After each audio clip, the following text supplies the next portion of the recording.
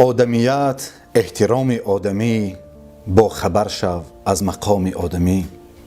سلام و درود دوستان عزیزم، امیدوارم که همگی خوب و سلامت هستید. با برنامه خیراتنامه هستیم در خدمت شما عزیزان. برنامه امروزه میخواهیم کمی اطراف جایگاه انسان، مقام انسان صحبت کرده باشیم، زیرا خداوند در میان موجودات آن جایگاهی را که برای انسان قائل شد برای هیچ کدام از مخلوقات خودش قائل نگردید. با آن پاکی که فرشتگان دارند انسان میتواند حتی بالاتر از آنها قرار گیرد، زیرا ما انسان ها با وجود اینکه در وجود خود هم روح پاک داریم هم نفس داریم، میتوانیم در این مقابله که بین روح و نفس است با اندک پیروزی روح توانیم بالاتر از مقام فرشتگان هم قرار گیریم.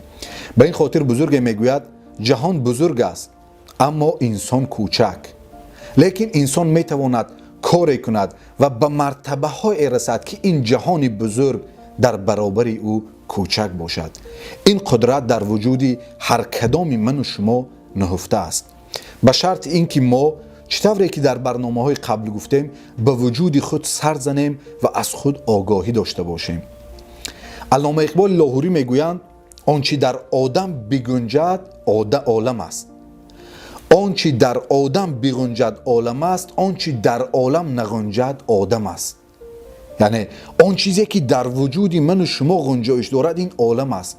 ما میتوانیم تمام دنیا رو در وجود خود منجای کنیم، اما ما میتوانیم به مرتبه های رسیم که این عالم جایگاه ما رو نداشته باشد، نتواند گنجایش ما رو داشته باشد.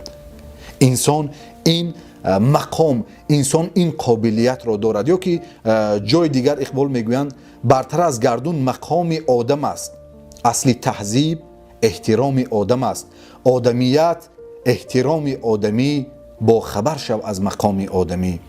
خب حضرت اقبال میگویند این تمامی چارچوبه هایی که برای ما قرار دادند و گفتند که فلان کار خوب را کنید، عبادت کنید، خیر کنید، دست یکدیگر را کنید، گیرید، هر یکی این یک مقصد دارد، این که ما مقام یکدیگر، جایگاه یکدیگر را شناسیم و حفظ کنیم، یعنی به حقوق یکدیگر تعدی نکنیم. مقصد همه اینها این است که ما باید این چارچوبه هایی که بین خودمان هست نشکنیم، حریم یکدیگر را نشکنیم. مقصد همه این است. به این خاطر احترام انسان در پیشگاه چی وجدان خود انسان، چی عالم بشریت، چی نزد خداوند به نهایت از مقام بالای برخوردار است. خب وقتی که ما میخواهیم عاید مقام انسان گپ زنیم، ببینید چرا مثلا میگویند نباید نسبت یکدیگر کینه ورزیم، یا که نباید یکدیگر را غیبت کنیم، نباید یکدیگر را تهمت زنیم، نباید نمیدونم مال یکدیگر را به یغما بریم. همه این یک مقصد است. مقصد این است که حقوق او را ما خراب نکنیم، یعنی به عزت نفس او نرسیم، جایگاه او را در جامعه پس نزنیم.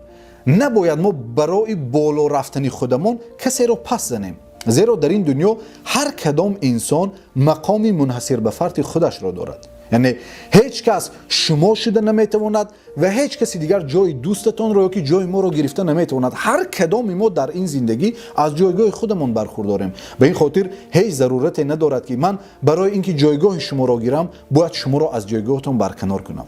خب اینها کی حاصل می شود دوستانم؟ آن وقتی که ما نگاه فکرانی خود را درست کرده باشیم. حضرت مولانا جلال الدین بلخی نیز جای میگویند آدمی دید است باقی پوست است، دید آن باشد که دیدی دوست است. یعنی این انسان تمام زندگیش را همین نگاهش تشکیل میدهد. انسان همان هست و نگاهش، فکرانیش. یا که جای دیگر میگویند حضرت مولانا که ای برادر تو همان اندیشه ای، ای برادر تو همان اندیشه ای، مابقی تو استخوان و ریشه ای. این جسمی که ما داریم تمامی حیوانات نیز دارند، این پوست و گوشت و جسم همه دارند، اما آن اندیشه که خداوند برای ما انسان ها لایق دید این را همه ندارد. به این خاطر این اندیشه است که مقام ما را به نهایت در جامعه در نزد مخلوقات خداوند بلند میکند. حالا وقتی که این اندیشه که اصل باشد نزد ما این میموند که باید ما این اندیشه را درست کنیم. برای اینکه ما به مقام خود به جایگاه خود آگاهی پیدا کنیم، این برای ما ضرور است که ما باید فکرانیمان رو، نگاهمان رو، اندیشه‌مان رو درست کنیم تا توانیم جایگاه خود رو در جامعه خوبتر درک کنیم. وقتی که اندیشه درست شد، دیگر زندگی ما درست می شود. زیرا هر چی که ما به آن فکر میکنیم، هر چی که ما به آن می اندیشیم، همون در زندگی ما به وجود می آید. این رو اگر حضرت مولانا جلال الدین بلخی 700 سال قبل گفته باشند، امروزه علم روانشناسی 100% این رو تایید میکند که انسان همون اندیشه است و بس. انسان همون نگاهش است. انسان غیر نگاه، غیر فکر، غیر اندیشه است، چیزی نیست. خب یک قصه عجیبی دارن مولانا در مثنوی، اینکه مثلا فکری ما میتواند ما رو چطور سازد یا که خراب کند. میگویند معلمی بود. خب در زمانهای قبل معلوم بود که صنفخانه ها چطور بودن. بعد بچه ها که اینقدر خواهشی درس خواندن را نداشتن، میخواستند از درس آزاد شوند. یکی از آنها که بسیار دانا بود گفت بچه ها یک کار میکنیم، باید امروز وقتی که معلم داخل صنف میشود، من اولین شده به وی میگم استاد برای چه رنگی شما زرد است؟ شما بیمارید، مریض چی هستید؟ بعد وقتی که استاد هر جوابی داد، دوم نفر بعد از اندکی تو گو، سومی نیز همین حرف رو تکرار کنید. وقتی که ما همه این رو میگیم، به استاد تلقین میشود که او در حقیقت بیمار است. دیگران قبول کردند. وقتی که استاد مثل هر روزه آمد وارد صنفخانه گردید، این جوان اولین شده گفت استاد خیر باشد، برای چه رنگتون زرد شده است؟ مگر بیمارید؟ استاد گفت جایت نشین، گفت من بیمار نیستم، من خوبم مثل هر روزه. اندک نگذشت دومی استاد رو این حرف رو گفت، سومی گفت، چهارمی گفت. آهسته آهسته استاد به خود تلقین کرد که در حقیقت گویا من بیمارم. بعد گفت چرا همسرم به من این رو نگفت؟ او مگر دشمنی من است؟ او پس میخواهد من همین طرف بیمار بیرون گشته بمیرم.